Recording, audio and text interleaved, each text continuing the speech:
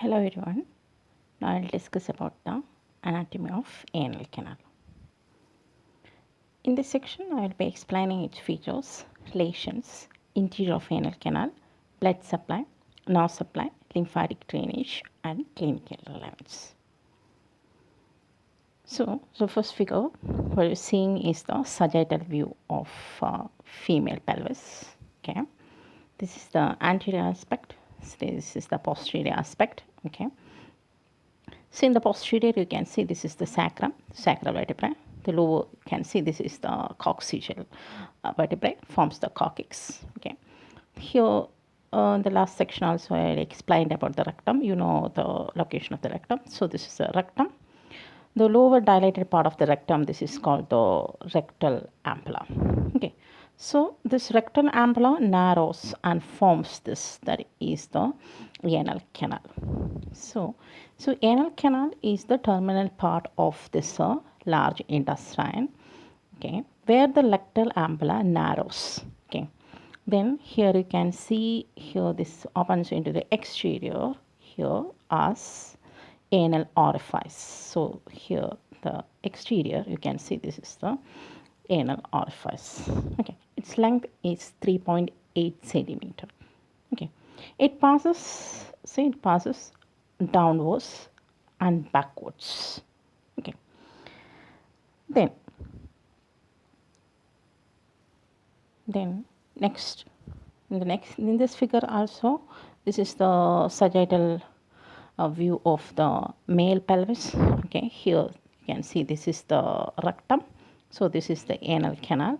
This is the opening to the exterior, that is the anal orifice. So this is the sacrum, you can see this is the coccyx. Okay, so this anal orifice lies 4 centimeter below and in front of the tip of the coccyx. Okay, then here also you can see this junction. This is the anorectal junction. So it begins from the anorectal junction, then opens as anal orifice. Then next is the relations. Here what you're seeing, this is the sagittal view. This you can see this is the male pelvic organs. Okay, here this is the anterior, this is the posterior, this is the sacrum, this is the coccyx, yellow colored area, that is the anacoccygeal raphe. Okay, so this is the rectum, this is the rectal ampulla, dilated part, this is the anorectal junction. Okay, then anterior to that you can see this is the pubic symphysis, this is the urinary bladder. See the urinary bladder, the red color structure, that is the prostate. Below the prostate we'll get the urogenital diaphragm. It's made up of muscles. Then below that, inferior to that, we'll get the bulb of penis. Okay, so anterior of the anal canal relates to the prostate, this urogenital diaphragm, and this is the bulb of the penis. And also this green color structure, this is the perineal body. These are the anterior relations. Posteriorly, this is the coccyx and the anacoccygeal raphe. Okay, then here you can see this is the sagittal view of the female pelvis. Okay, this is the anterior. You can see this is the pubic symphysis. This is the posterior part. Okay, this is the sacrum with the coccyx. You can see this is the rectum. Okay, this part is the anal canal. Structures relate anteriorly are, this is the vagina, this is the urethra. Okay, here the female pelvic organs, this is the fundus of the uterus, this is the cervix, this is the vagina, this is the vaginal orifice, this is the urinary bladder, urethra, urethral orifice. This part, this is the labium majus and this is the labium minus. So anterior lesions are the vagina, then the urethra, pubic symphysis. Posteriorly, this is the coccyx and the anacoccygeal raphe. These are the relations in males and females. Okay, in both, okay, lateral relations are on each sides. The anal canal is related to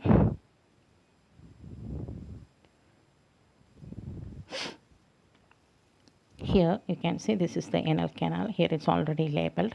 Its sides, it's related to space. This region is called the ischiorectal fossa or ischioanal fossa. So each side of the anal canal is related to the ischioanal fossa. Okay, that will explain in detail in next section. Then coming to the interior of the anal canal. Okay, so interiorly you can see what you're seeing. This is the mucous part. Okay, this is mucosa. Okay, here this is the rectum. Rectum is already labeled here. Rectum. This is the anorectal junction. This part is the anal canal. This is the anal canal. Okay, it is divided into three zones. Okay, there is the upper. This is the upper part. This is the middle part, and this is the lower part. By means of pectinate and white lines or Hilton's line. Okay. So interiorly, the mucosa consists of three zones. There is the upper part, middle, and lower part. We'll see in detail. So this is the upper muscular part. Okay. Here this is the coronal view. Okay, so this is the anorectal junction. This is the upper muscular part. This area, it is 15 mm in length. Okay, the mucosa consists of numerous longitudinal folds. See, the longitudinal folds here are called the anal columns of Morgagni. So you can see numerous longitudinal folds, some 6 to 10 folds are called. These are called the anal columns of Morgagni. Okay. See, below this lower part of the longitudinal folds, show some crescentic folds. These are called the anal valves. Okay, so these are the crescentic folds are called the anal valves. So this is the anal valve. This is the anal columns or Morgagni. Okay, then the space above the anal valve, this is called the sinus. So these are the anal sinus. The space above the anal valves are called the anal sinus. Then numerous some glands opens into the anal sinus. Okay, so upper part consists of longitudinal mucosal folds are called anal columns of Morgagni. Crescentic folds lower are called the anal valves. The spaces above the anal valves are called the anal sinus. Okay. Then additional to that, see in this figure, these anal valves are connected by a transverse line. Here it's mentioned with that yellow color. That is called the pectinate line or dentate line. It's important. Okay, the lower part of the anal valves are traversed by a continuous line that is called the pectinate line. Okay, that's about like the upper muscular part.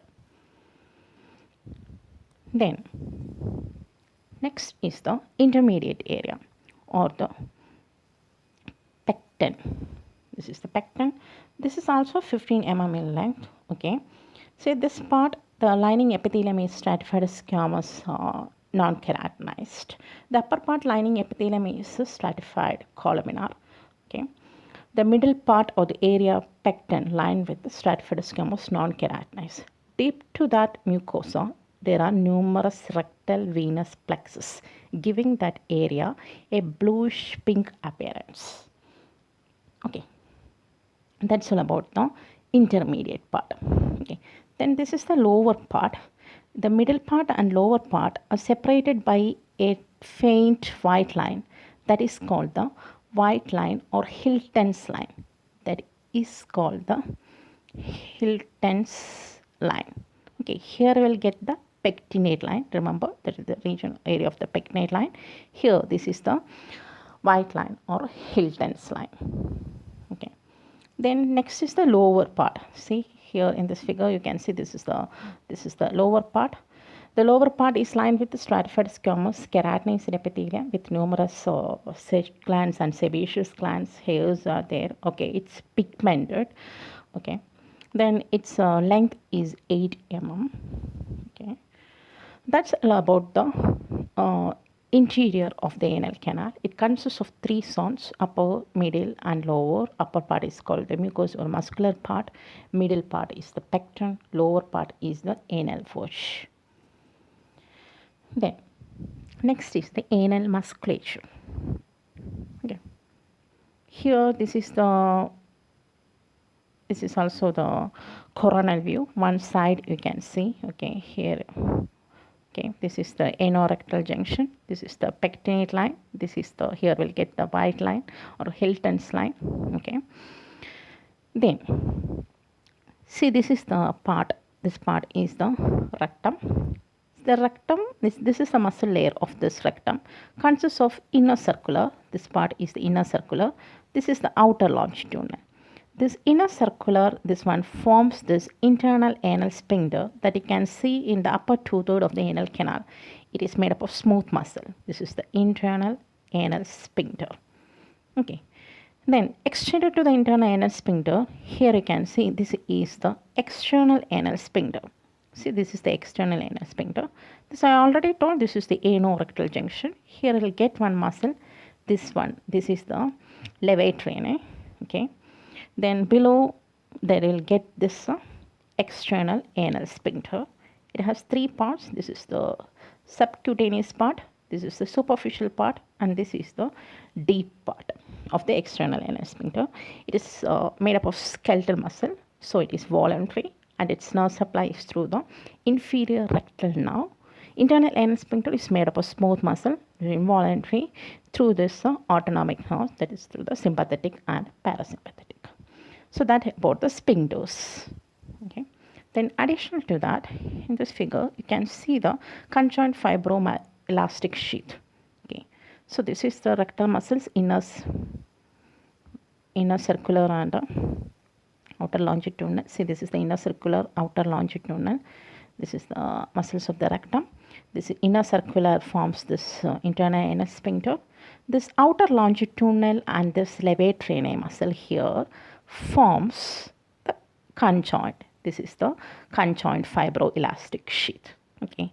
Here it forms some septa towards medially, that is called the anal intermuscular septum, and towards laterally, that is called the perianal fascia. Towards inferiorly, it forms numerous septa that forms the corrugator cutis ani. That about this conjoint fibroelastic sheath. That is the outer longitudinal and levator ani. This is the outer longitudinal, and this levator ani forms this conjoint fibroelastic sheath. Okay. And that's all about the musculature of rectum. That is the inner. Here also you can see this is the internal anal sphincter, external anal sphincter, and conjoint fibroelastic sheath. External anal sphincter. Here we'll get the conjoint fibroelastic sheath. Okay. That's about the musculature of anal canal.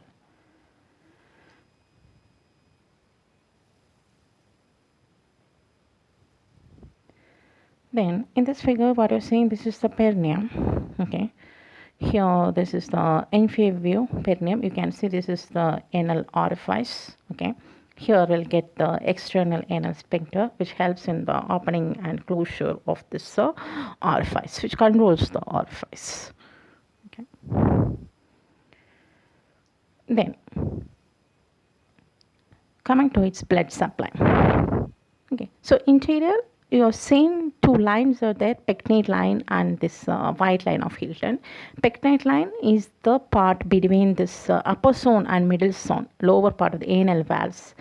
Here again, here the longitudinal folds will be there in the upper zone that are called the anal columns. The crescentic folds in the lower part of the anal columns forms this anal valves. The anal valves are connected by, there is a transverse line that is called this is the pectinate line. Okay. So this pectinate line acts as a watershed line. That means the part above the pectinate line and below the pectinate line are different in its blood supply, its nerve supply and lymphatic drainage due to the difference in the embryological origin. So part above the pectinate line develops from this endoderm, part below the pectinate line develops from the ectoderm.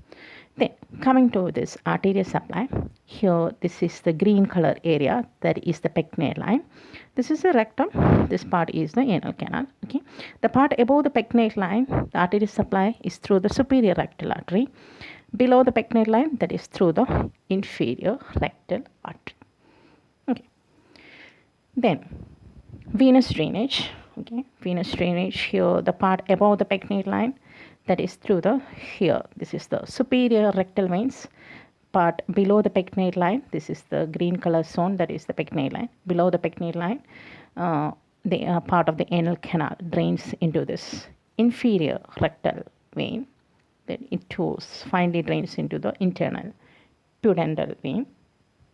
Additional to that, here you can see there is the internal rectal venous plexus and the external rectal venous plexus.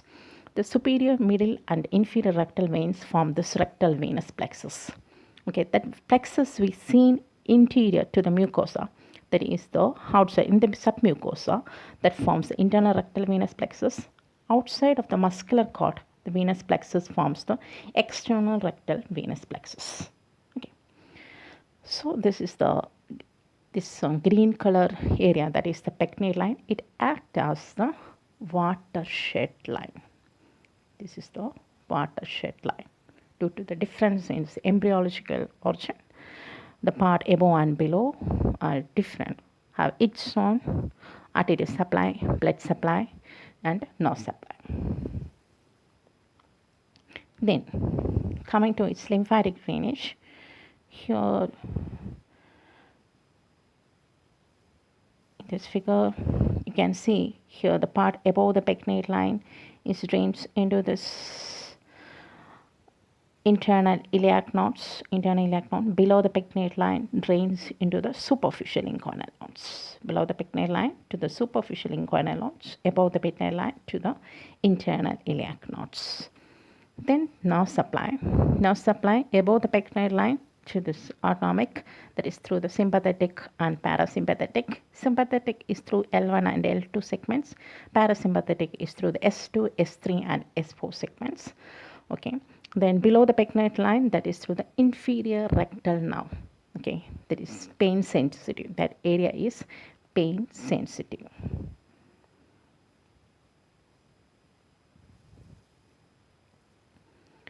Then coming to the applied aspects. Okay, there are hemorrhoids or piles. Okay, there are sometimes there will be the formation of this hemorrhoids or piles. Okay, there are two types, that is the internal hemorrhoids or internal piles, or the external hemorrhoids or the external piles. Okay.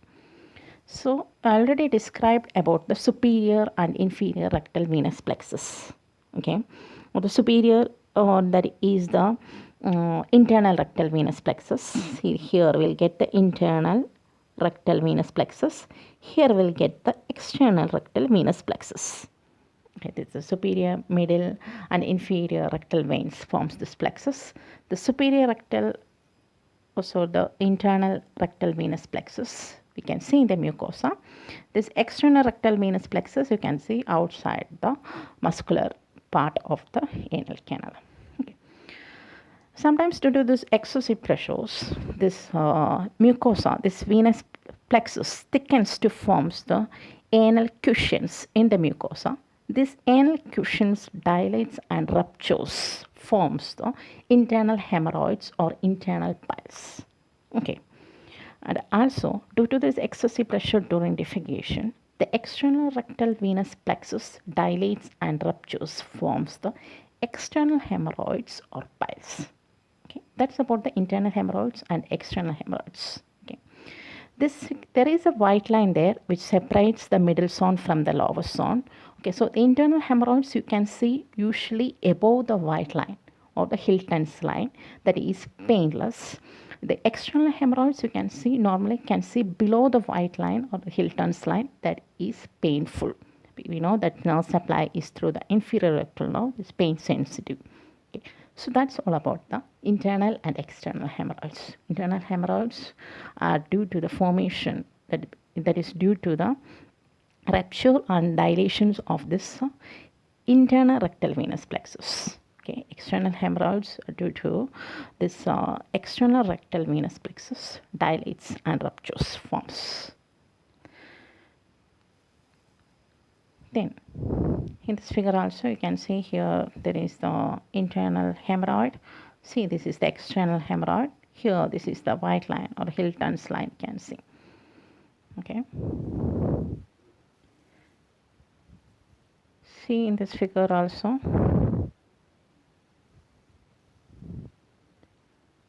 There is the external hemorrhoid. The dilation and ruptures of this external rectal venous plexus forms the subcutaneous hematoma, and these forms the external hemorrhoids. See, this is the internal hemorrhoid, internal rectal venous plexus dilates and ruptures. The mixed hemorrhoid is sometimes there, okay, that you can see in the whole length of this anal canal. Then that's all about the anatomy of the anal canal. In this section we all discussed the relations interior of anal canal, its musculatures, okay, then its blood supply, nerve supply and lymphatic drainage, and about the hemorrhoids or the piles. Okay. See, you should know this important. This is the pectinate line, this is the Hilton's line, this is the internal anal sphincter, this is the external anal sphincter. Okay, this is the interior, you can see this is the upper zone, this is the middle zone, this is the lower zone. Upper zone you can see there are the anal columns, anal sinus, anal valves are there. So above the pectinate line, this area, this act as the pectinate line act as watershed line. Above and below this embryological, by means of the embryological origin, it's different.